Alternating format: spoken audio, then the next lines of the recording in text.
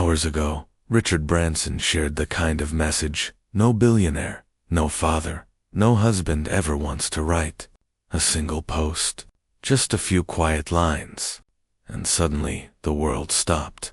His voice, usually full of energy and optimism, sounded broken as he revealed that his wife of 50 years, Joan Templeman, was gone. No warning, no explanation, no cause of death released, just a devastating truth that hit millions with the same cold shock. The woman who had stood beside him through every triumph and every disaster had taken her final breath, and almost instantly, people everywhere felt the weight of his grief. The world first learned through a single heartbreaking sentence, a sentence that felt heavier than anything Richard Branson had ever posted on his social media pages. Beneath a soft, smiling photo of Joan, he wrote, "Heartbroken to share that Joan, my wife and partner for 50 years, has passed away." No dramatic build-up, no long explanation, just raw pain from a man who rarely lets the world see him shaken. He went on to call her the most wonderful mom and grandmom their family could have ever wished for, and then the words that broke millions. "She was my best friend, my rock, my guiding light, my world." Within minutes, the post exploded across the internet. Fans, celebrities, friends, journalists, everyone rushed to send love, shock, disbelief. The billionaire who always seemed invincible suddenly looked human, fragile, devastated, and people couldn't stop reading his tribute over and over again, trying to understand the depth of the loss he was feeling. But what made this loss hit so deeply was who Joan really was. Branson always said he fell in love in seconds, and he never meant it more than the day he walked into a tiny bric-a-brac shop in Westbourne Grove. Joan wasn't trying to impress anyone. She wasn't chasing fame, fortune, or the spotlight. She was simply working behind the counter, calm and focused.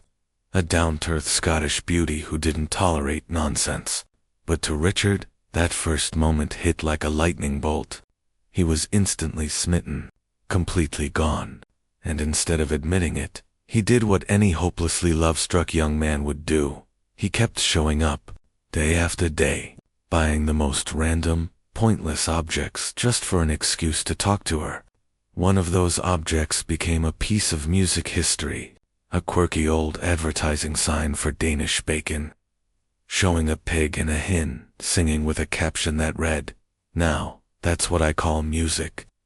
Richard bought it just because Joan was there, but the phrase stuck in his mind, and eventually inspired the global "Now That's What I Call Music" album series that sold hundreds of millions of copies. What started as a crush turned into a pop culture phenomenon. Their story wasn't smooth or dramatic, it was simple, real, and built on the kind of chemistry that doesn't fade. But behind the romance was a woman who avoided attention at all costs. Despite marrying one of the world's most public figures, she chose silence over spotlight. Joan Templeman could have lived her life in front of cameras, magazines, red carpets, and business headlines, but she never wanted any of it. For more than 40 years, she protected her privacy with the same quiet strength she used to protect her family. While Richard built empires, launched airlines, sent rockets into space, and became the face of the Virgin brand, Joan stayed firmly behind the scenes. She wasn't interested in fame. She was interested in the people she loved. To Richard, she was far more than a partner. She was the emotional backbone of their home, the steady voice that kept him grounded mentally, spiritually, and humanly. She raised their kids with warmth and simplicity, kept their family connected through decades of chaos, and later became the gentle, loving grandmom their grandchildren adored. Their household didn't run on wealth or status, it ran on her values: kindness, loyalty, and family first. And yet, her quiet presence shaped some of Branson's biggest moments. People saw the billionaire. His family saw the anchor. To the outside world, Richard Branson was the risk-taker, the daredevil, the man who could launch an airline in a recession and attempt a balloon flight across the world. But behind every headline, Joan was the steady hand on his shoulder. When Virgin Atlantic nearly collapsed, she was the one reminding him that storms pass. When Virgin Galactic faced devastating failures and global criticism, she was the quiet voice telling him to keep his faith. During scandals, setbacks, and business wars, she stayed calm, centered, and unshakably loyal. Branson never hid the truth about who kept him balanced. He once called her his guiding light, especially in the years when the world saw him as invincible, but he privately felt exhausted, pressured, or overwhelmed. Friends say Joan had a way of keeping him human, reminding him that the titles, the money, the fame meant nothing without kindness, family, and humility. She grounded the man everyone else saw as larger than life. But nothing prepared him for the goodbye he shared this week. What Branson didn't reveal has sparked quiet questions. Not the loud, invasive kind, but the soft, respectful confusion that comes when someone beloved disappears without warning. In his statement, he gave no cause of death, no timeline, no medical details, just the heartbreaking truth that she was gone. And because of that silence, fans began wondering gently if Joan had been facing a long-term illness behind the scenes. Some pointed out that she hadn't appeared in recent family photos. Others noticed she'd been absent from a few public celebrations where she was usually present. But here's the truth. Nothing has been confirmed. No reports. No official statement. Just an enormous loss, shared in the simplest way possible. And Richard's decision to keep the details private only reinforces how much Joan valued her privacy until the very end. As tributes poured in, one theme kept repeating. The reaction worldwide showed just how far Joan's light reached. Within hours of Richard's announcement, tributes began flooding social media from every corner of entertainment, journalism, and global media. Singer Natalie Imbruglia wrote a message that instantly went viral. "I'm so sorry, Richard. Heartbroken, Joan. A shining light in this world. She made everyone feel so special."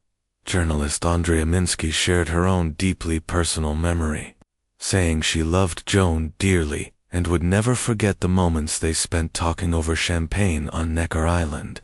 Actress Sarah Isela echoed the same warmth, recalling how Joan made her feel welcome in just a single meal. And it wasn't only celebrities. Fans who'd visited Necker Island began posting stories to moments where Joan offered advice, kindness, or just a warm smile. People described her as gentle, funny, genuine, and far more down-to-earth than they ever expected a billionaire's wife to be.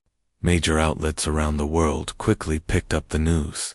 BBC, People magazine, Sky News, and dozens more ran tributes, each highlighting the same thing. Joan wasn't famous for being famous. She was loved for being herself. But in the end, Richard Branson said it best. For a woman who avoided the spotlight, her impact couldn't be dimmed. Joan Templeman lived quietly, loved deeply, and somehow touched people far beyond the life she ever asked for. Richard Branson didn't list achievements or milestones in his tribute. He didn't talk about wealth, business, empires, or global success. He spoke from the most human part of himself, calling her my best friend, my world. And those 4 words said everything. Their 50-year partnership wasn't built on fame. It was built on loyalty, persistence, laughter, parenthood, mistakes, forgiveness, and a kind of love that evolves through decades. Losing someone like that isn't just losing a spouse. It's losing the person who understood every chapter of your life. As the world sends love to the Branson family, it's a reminder of how precious long relationships truly are, how fragile time can be, and how rare it is to find a love that lasts half a century. If you've ever experienced loss, or if you've ever loved someone deeply, you already understand the gravity of his grief. Share your thoughts below. Let me know how her story touched you. And subscribe if you'd like to follow more human stories from the world of fame, love, and legacy.